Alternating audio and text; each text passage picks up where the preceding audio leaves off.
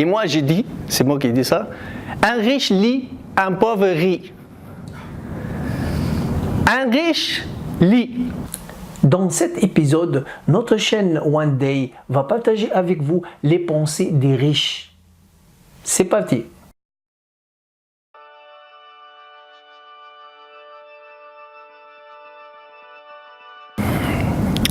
Qui parmi vous veut devenir un jour un millionnaire? Lève sa main s'il vous plaît. Oh, c'est nombreux, hein? Et même moi aussi. Merci.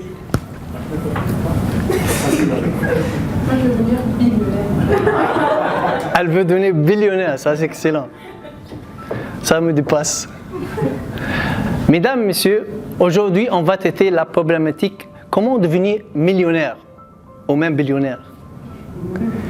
Mais avant de passer à répondre à cette question dans ce discours, on va passer à une autre chose très intéressante aussi, c'est quoi la définition d'une personne déjà riche? Pour répondre à ces deux questions qui constituent deux parties de mon discours, la première question, c'est quoi la définition d'une personne riche? Et je me base sur un livre qui s'appelle Père riche, Père pauvre d'un grand auteur qui s'appelle Robert Kiyosaki. Et la deuxième partie, ça sera la question, répondre à la question comment devenir riche. Et je me base sur le livre Secrets of the Millionaire Man de Harv Eker. Et je vous invite, j'insiste bien, que vous lisez ces deux livres. Pour la première partie, c'est quoi la définition d'une personne riche? Je vous présente ma propre définition. Un riche, c'est un vrai chef de cuisine. Mais c'est quoi le rapport entre les deux? Dans la première, c'est la première journée, 2, c'est la deuxième journée. La première journée, moi j'ai été là-bas, j'ai allé à ce restaurant, il y a un buffet, il y a une personne qui porte des vêtements d'un chef de cuisine, il y a plusieurs plats, moi j'étais trop faim, donc j'ai mangé tous les plats qui existent là-bas. Et j'ai demandé à cette personne de m'amener d'autres plats. 45 minutes à passer, il est venu avec plusieurs autres plats. C'est exactement une personne riche. Comment ça? Une personne riche, c'est une personne qui a beaucoup d'argent, qui a des immobiliers, il a des voitures, des compagnies, mais il peut perdre tout. À cause il tombe en faillite, ou un mauvais associé, ou une mauvaise affaire, donc il peut perdre tout. Qu'est-ce qu'il va faire? Donc il va disparaître pour 1 année, 2 années, 3 années, puis il va reconstruire sa richesse. La deuxième journée, qui est la photo 2, j'étais là-bas, je me présentais au restaurant, j'ai trouvé une personne qui porte les vêtements d'un chef de cuisine, j'ai trouvé des plats, j'ai mangé tout, et puis j'ai demandé à la même personne de me préparer d'autres plats. Et là, j'ai chuté dans mes oreilles, elle m'a dit que Brahim, moi je ne suis pas un chef de cuisine.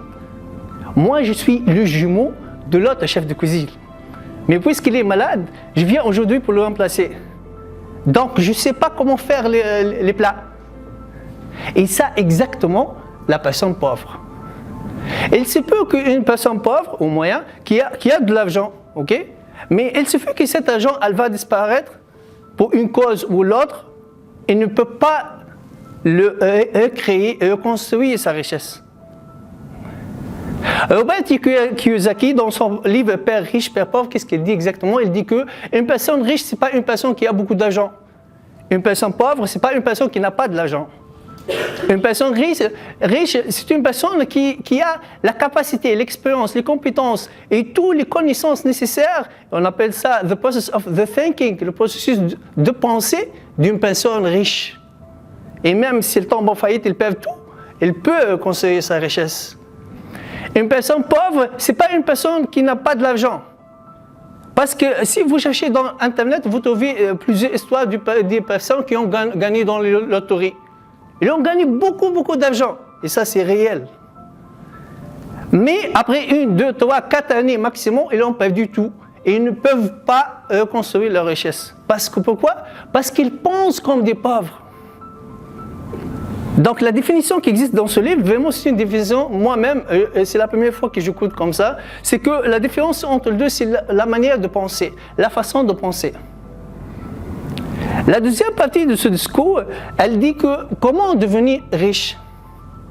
Et la réponse, il existe dans le livre Secrets of the Millionaire Man de Harv Eker qui dit que les pensées touchent les sentiments.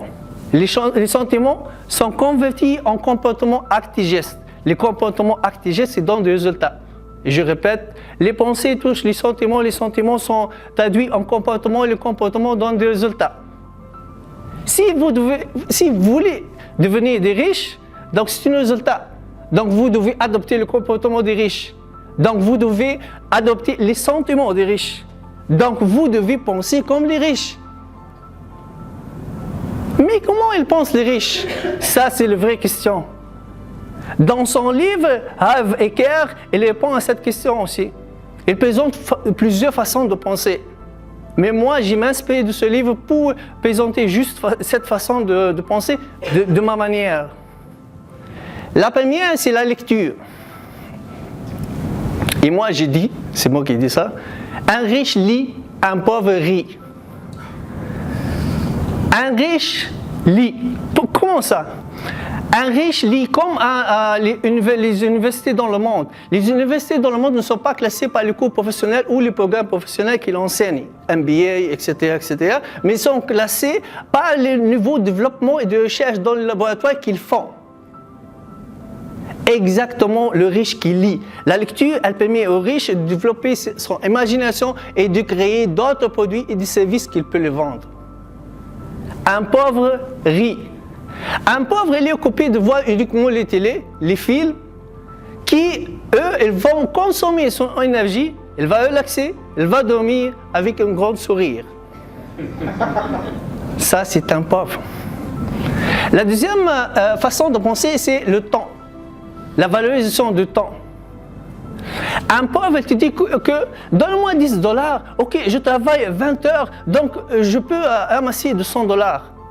Un riche, il te dit, qu'est-ce que tu as besoin exactement? Un riche, il va te vendre un résultat, il va te vendre un produit, un service. Tu as besoin de ça? Ok, je te donne ça, donne-moi $200. Mais lui, il a travaillé sur ça uniquement 10 heures, donc il va gagner $20 par heure.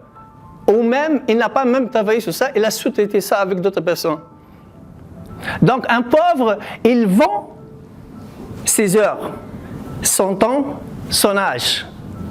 Un riche, il vend un résultat, un produit, un service. Le troisième critère, c'est l'ambitieux ou l'objectif. Un pauvre, il n'aura jamais un objectif. Un pauvre vit jour à jour. Un pauvre, il négocie pour $10. Un riche, c'est une personne qui a un objectif. C'est pour cette raison qu'il est ambitieux. Jamais un pauvre qui est ambitieux, parce qu'il n'a pas un objectif. Un riche, il cherche comment augmenter ses revenus, donc comment avoir d'autres sources de revenus. J'ai un ami qui gagne plus que $65 000 par année, donc en principe, il a beaucoup d'argent. Et dans une affaire avec lui, il négocie vraiment pour $10. Ça, malgré qu'il a beaucoup d'argent, il pense qu'on est pauvre, donc il va rester toujours un pauvre. L'autre façon de penser, qui est la quatrième, c'est l'entourage.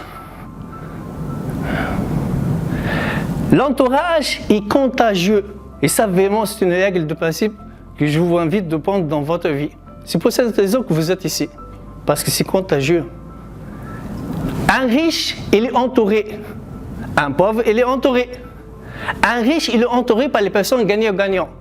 J'entre dans une affaire avec vous, soit que toi tu as proposé ça, soit que moi j'ai proposé ça, pas de problème. Le plus important, qu'on gagne les deux, c'est un pensée positif, pensée constructive. Ça, c'est les riches, ils sont comme ça. Un pauvre, il est entouré aussi. Un pauvre, soit qu'il est isolé, il vit dans la solitude, soit qu'il est entouré. Mais entouré par qui? Il est entouré par les faux amis. Mais qui sont les faux amis? Ce sont les personnes qui, s'il est dans une crise de santé, il ne va pas le trouver. S'il est dans une crise financière, il ne va pas le trouver. S'il est dans une crise familiale ou sociale ou un problème, il ne va pas trouver ces personnes. Il va le trouver uniquement dans les blablas, les cafés ou les discothèques. Mais le pire, que ces types de personnes, elles peuvent le faire du mal. Et j'ai choisi le mot faux ami. Si vous connaissez bien dans la langue anglaise, il y a false cognates, qui les faux friends, les faux mots en français et anglais aussi. La cinquième façon de penser, c'est les événements. Un événement difficile, un pauvre voit ça comme un problème. C'est un obstacle. Alors qu'un riche, il voit ça comme occasion, comme une opportunité. Malgré que c'est un événement difficile. Un jour, depuis 3 semaines, j'ai écouté un discours. C'est qu'un présentateur d'un programme aux États-Unis, il appelle une personne qui s'appelle Jack Ma, qui est le propriétaire de la grande compagnie Alibaba. Il lui dit que les États-Unis ont augmenté les droits de douane. Donc la Chine, elle est dans vraiment un problème. C'est parce que le marché américain, c'est un gros marché. Donc la Chine ne peut pas envoyer exporter ses marchandises aux États-Unis. Le présentateur a posé la question à Jack Ma, il lui dit que donc c'est quoi votre position? Comment vous gérez cette situation? Qu'est-ce qu'il a dit, Jack Ma? Il a dit une phrase, moi jamais que je peux oublier ça. Il a dit que un vrai entrepreneur, il est toujours optimiste, quelle que soit la situation. Et lui, lorsqu'il parle, déjà, il est dans une vidéoconférence avec le présentateur, et lui, il était déjà en Afrique du Sud. Il est déjà dans une situation d'acquérir un marché existant ou de créer de nouveaux marchés. Donc, le fait que les États-Unis aient augmenté ses droits de douane, lui, ça, c'est un événement difficile. Lui, c'est un stimulateur pour lui pour créer d'autres marchés. Donc, c'est une occasion pour lui. C'est pour cette raison qu'il est riche. La sixième chose, la façon de penser, c'est la vente. C'est une transaction. Un pauvre, c'est un bon acheteur. Un riche, c'est un bon vendeur. Si vous voulez, voyez les pauvres ensemble regroupés comme ça, vous pouvez aller au centre commercial, surtout vendredi fou, week-end fou, samedi fou, tous les fous, tu vas trouver tous les pauvres là-bas. Un riche, c'est un bon vendeur. Et j'ai un ami, son père lui a fait un téléphone à l'occasion de son anniversaire. Mon ami, il a payé le téléphone, il coûte $1000. Il a payé son téléphone, il a vendu le téléphone. Il a obtenu $1200. Avec $1200, il a acheté 2 téléphones. Occasion. Puis il a vendu les 2, 800. Il a gagné $1600. Il a commencé avec $1000 dans 2 semaines, avec une petite transaction qui n'a pas coûté de l'effort. Il a gagné $1600. Donc $600 dans 2 semaines, son effort, c'est bien. La 7e façon de penser, c'est l'argent. Comment utiliser l'argent? Un pauvre, c'est un dépenseur. Un riche, c'est un investisseur. Il y a une grande différence entre les deux. Un pauvre, c'est un dépenseur consommateur. Un riche, c'est un investisseur. Moi, j'ai un ami, il m'a raconté une histoire dans son travail. Il a organisé un tirage au sort. Donc, chacun a participé avec un petit montant, puis il en fait un tirage au sort. La personne qui a fait le tirage au sort, il a trouvé le nom de mon ami. Donc, il court vers mon ami, il a dit « Oh, c'est toi qui as gagné ça, c'est le grand montant. Ok, félicitations. Donc, ce soir, on va aller ensemble au restaurant pour faire acheter de bons bouffes et de bons boissons. » Ça, c'est la pensée d'un bon pauvre. Alors que mon ami, elle m'a dit que comment elle a pensé de prendre cet argent pour acheter quelques actions dans la bourse. Donc, pour la pensée sur l'utilisation de l'argent, un pauvre, c'est un dépenseur, consommateur. Dès qu'il trouve l'argent, il va dépenser ça. Un riche, c'est un investisseur. C'est pas dépenser de l'argent, il va utiliser l'argent pour que cet argent, elle va créer et va naître d'autres argent. Et je passe, et ça c'est la deuxième partie, elle est déjà finie. Donc je clôture cette deuxième partie en vous rappelant cette façon de penser que je m'inspire de ce livre. La lecture, un riche lit, un pauvre rit. La deuxième, le temps. Un pauvre, il vend son âge, son existence. Un riche, il vend un produit, un résultat, un service. L'ambitieux, un pauvre, il n'a jamais un objectif. C'est pour cette raison qu'il n'est pas un ambitieux. Un riche, il est toujours ambitieux, il a un objectif. L'entourage. Un pauvre, il est entouré par les faux amis ou il est isolé. Un riche, il est entouré par les amis gagnant-gagnant. Un événement difficile. Un pauvre regarde un événement difficile comme un obstacle, un problème. Alors qu'un riche regarde ça comme un stimulateur pour créer d'autres choses. La vente, c'est une transaction. Un pauvre, c'est un bon acheteur, alors qu'un riche, c'est un bon vendeur. l'argent, comment utiliser ça. Un pauvre, c'est un bon dépenseur, alors qu'un riche, c'est un bon investisseur. Avec ça, je clôture cette présentation et je vous rappelle de n'oublier jamais, parce que c'était important. Un riche, c'est un vrai chef de cuisine. Même il va perdre tout, il peut accueillir sa richesse. Et la deuxième chose, c'est que les pensées touchent les sentiments. Les sentiments se traduisent en comportement, acte et geste. Ces comportements, actes et gestes conduisent à des résultats. Si vous cherchez un résultat déterminé, donc vous devez contrôler votre pensée. Merci. Si vous devez retenir un élément de cet épisode, et que la différence entre un pauvre et un riche, c'est la manière de penser, c'est le processus de pensée. Et je vous laisse maintenant avec un extrait de la prochaine épisode et à la prochaine. Profitez de 5 avant vos 5. Profitez de votre jeunesse avant votre vieillesse. Profitez de votre santé avant votre maladie. Profitez de votre richesse avant votre pauvreté. Profitez de votre disponibilité avant votre occupation. Et finalement, profitez de votre vie avant votre décès. Un sage homme a dit un jour.